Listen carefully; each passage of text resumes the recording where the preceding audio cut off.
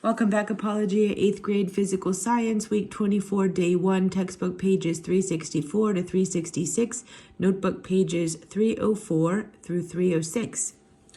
Ultraviolet light. Ultraviolet radiation has wavelengths shorter than those of visible light.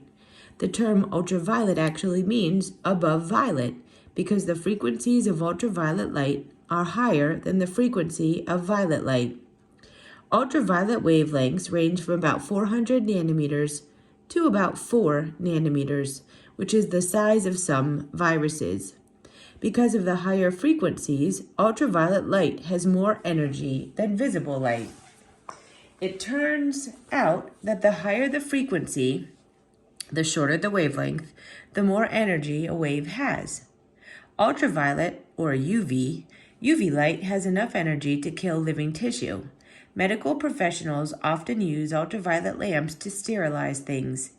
If you put something under a UV lamp, the ultraviolet light will kill most of the germs, the bacteria, the viruses, etc., that live on it. Your skin makes vitamin D when it is exposed to the ultraviolet light from the sun. Our bodies use vitamin D to help us absorb calcium from foods to produce strong bones and teeth. However, too much exposure to the sun's ultraviolet rays can cause sunburn, wrinkles, and eventually skin cancer. Excessive UV exposure can also damage your eyes. So, enjoy your time in the sun, but remember that moderation is the key, along with wearing sunglasses and the proper use of sunscreen. X-rays. X-rays have very short wavelengths and high frequencies. X-rays used in medicine so that doctors can see your bones and other internal structures without actually opening up your body. They have wavelengths even shorter than ultraviolet light. Because they are high-frequency waves, X-rays have even more energy than do ultraviolet rays. So, while ultraviolet light will affect your skin, X-rays have enough energy to pass through your skin and other soft tissues, but not enough energy to pass through dense structures such as bones or teeth. Because X-rays have so much energy and can penetrate human cells too much X-ray exposure can be dangerous. Have you ever had a dental X-ray taken? If you have, then you may remember that a heavy apron was placed over your body to protect you from stray X-rays while the X-ray of your mouth was taken.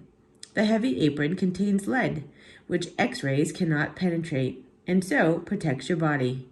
This is also why X-ray technicians who perform X-rays all day long stand behind a lead shield to avoid exposure to the X-rays. Gamma rays. Gamma rays have the shortest wavelength, shorter than the diameter of the nucleus of an atom, and highest frequencies in the electromagnetic spectrum. This makes them the most energetic electromagnetic wave.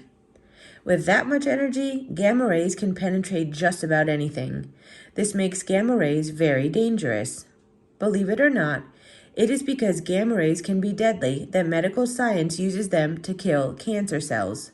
The goal of radiation therapy is to use gamma rays to target and kill cancer cells without harming nearby healthy tissue. Gamma rays are also used to make color-coded pictures of the brain to aid in diagnosing disease. The different colors indicate different levels of brain activity. Review what you've learned in this section by completing the 2 on your own problems.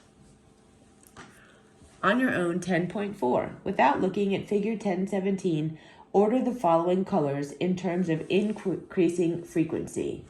Put these in order: yellow, indigo, red, and green. Hint: the longer the wavelength, the lower the frequency.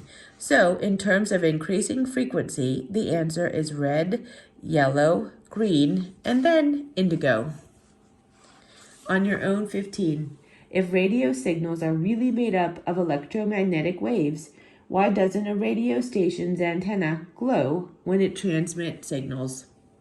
A radio station's antenna does not glow because the light it emits is not visible. Radio waves have wavelengths longer than visible light.